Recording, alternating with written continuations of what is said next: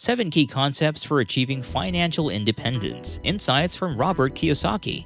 Robert Kiyosaki, one of the authors of the well-known book Rich Dad, Poor Dad, gave 7 tips that you need for your financial freedom. I know that all of us want to be financially free and stable one day, but most of the time we don't have any idea how to do it the right way. We've been taught to save and save, but is this right? Are there better ways to achieve financial freedom? In this video, we're going to finally learn the right strategies to follow. The first tip is to learn how to read financial statements. It's pretty unexpected, right? Rich Dad, Poor Dad is more relevant today because it focuses on financial statements such as income statements, balance sheet statements, and statements of cash flow. Most people, after graduating from school, have no idea what a financial statement is, let alone how to read it. Many of us might have had the same experience of having an accounting teacher who was boring and did not have any practical experience. That's why the cash flow board game was created, to help individuals understand the importance of accounting, which is a crucial subject for anyone looking to secure financial support from banks. Your financial statement is essentially your report card, and if it looks good, bankers will be more willing to lend you money. Unlike grades or college degrees, bankers are more interested in seeing a good financial statement to gauge your credit worthiness. The second thing you must learn is about the different types of income. The second book of Rich Dad, Poor Dad, The Cash Flow Quadrant, explains the 4 types of income earners: employees, or the letter E, self-employed, or the letter S, big business owners, the letter B, and investors, the letter I. Employees value job security, a steady paycheck, and a pension. Self-employed individuals such as small business owners work for tips. Big business owners have over 500 employees, while investors are insiders who look for investment opportunities. This is a significant difference from what is taught in schools. My poor dad belonged to the E and S sides, while my rich dad belonged to the B and I sides. This is the significant difference that schools fail to teach, the distinction between the two mindsets and skill sets. Normally, when we start to want to earn money, we have to choose which quadrant we should belong to. Should we be employees and work for a big company? We can also choose to be self-employed, business owners, or investors. We are torn between the ES and BI sides. The education and skills required for these two sides are vastly different, and it's not merely a matter of crossing over. It's a significant shift in perspective and understanding. The next thing we need to learn is why it's important to work for assets and not for a paycheck. Many millennials desire a high-paying job to cover their living expenses, but this kind of thinking often leads to financial struggles. This is why 99% of Americans face financial difficulties. They didn't know that instead of focusing on earning more from their job, they should focus on their assets. This was the beginning of our journey towards investing in assets. Just like everyone else, we're so focused on increasing our income through job promotions or higher wages. Assets generate income, and this realization would cause a significant shift in our mindsets if we knew this from the start. The key is to focus on assets instead of liabilities. Many people spend their time working for money, paying bills, and buying things that are liabilities instead of assets.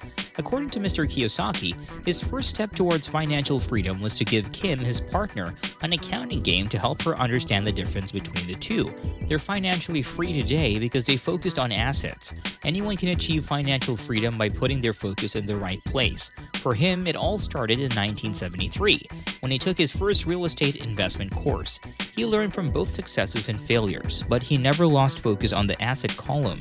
They still practice this principle every day, and they're currently working on a new project in the asset column that will generate significant cash flow for them. Their focus is always on assets, not income. The fourth thing we must know is that saving is not the only way to financial freedom. According to Mr. Kiyosaki, there are 3 types of money that you should be aware of. The first one is what he calls God's money, which refers to gold and silver. In contrast, the government's money is just fiat currency, like the dollar, yen, euro, or yuan, which he believes is fake. People work hard for it, just as they would eat fake food or drink fake water, and that's why we're getting financially sick. For him, gold and silver are real money. They have been around since the creation of Earth, and they'll continue to be here after we're all gone. When you save those fiat dollars, they'll lose value over time. However, God's money, such as gold and silver, will always hold its value. The central banks, like the Fed, pump out fake money to protect the banks, not you. Therefore, he suggested we invest in God's money and buy his stuff instead of saving government money, which is corrupt. He highly recommended it.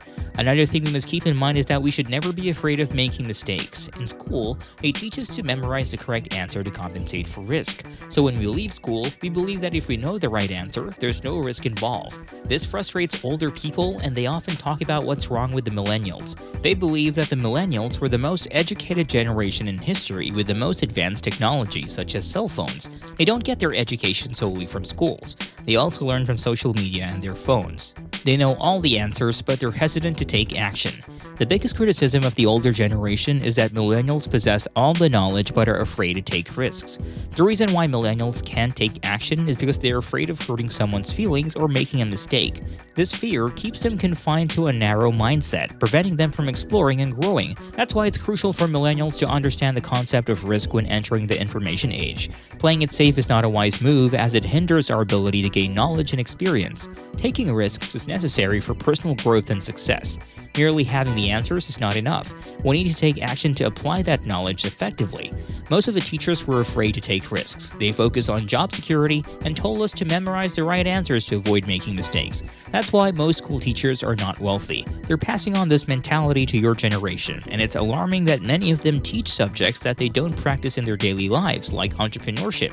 The education system relies heavily on memorization and taking exams, but that's not how things work in real life. In the real world, taking risks and making mistakes are part of the learning process.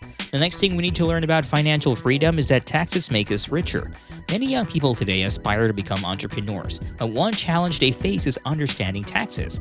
This issue is not unique to any particular country, as taxes are a global concern. Typically, employees pay 40% of their income in taxes, meaning that if they earn $1,000, $400 will go to taxes. For the self-employed, the tax rate is higher at 60%. Unfortunately, our schools focus on income when teaching entrepreneurship and fail to emphasize the importance of tax education. On the other hand, business owners pay only 20% in taxes, meaning that if they make $1,000, only $200 goes to taxes. Investors, on the other hand, pay no taxes on their earnings. The problem with financial education in our school systems is that they focus on teaching it to employees and self-employed individuals. However, to truly become wealthy, one needs to focus on the business or investor side of things. This is more challenging, but ultimately more rewarding. Being on the employee or self-employed side means paying taxes constantly, whereas those on the business or investor side pay little to no taxes. This may seem strange, but it's legal and applicable globally. Finally, in terms of financial education, schools don't really teach us much beyond balancing a checkbook, which isn't very useful.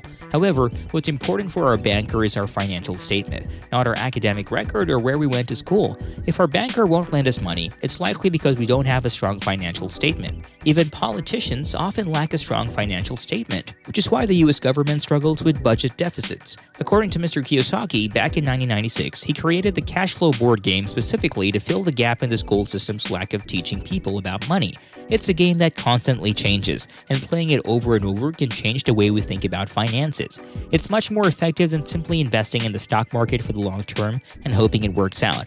The game teaches us the real game of life, and if we play it enough times, it can help change our mindset for the better. The school system won't teach us this because it's controlled by the ultra-rich, who don't want you to know the secrets to financial success. That's why politicians are often broke, and we can't depend on the government to take care of us. These are the 7 things Mr. Kiyosaki wants us to learn to be financially independent. It's not easy, but it's still doable and possible. This all boils down to knowing what we want to be. Do we want to be employees and just depend on our wages to get rich? Or do we want to take the higher road and take more risk and become business owners or investors? It's really up to us and what makes us comfortable. If you want to stay as an employee, I think it's not wrong as long as you have passive income or side hustles that will help increase your wealth. Sometimes we just have to accept the fact that not all of us are cut out to be business owners or investors. But I think that Mr. Kiyosaki wants us to dream big and never be afraid to make mistakes. We need to live life to learn what works for us and who we want to be. Thank you for watching, and I hope it was helpful. If it was, let me know in the comments. Stay tuned for the next video and have a great day. See you soon.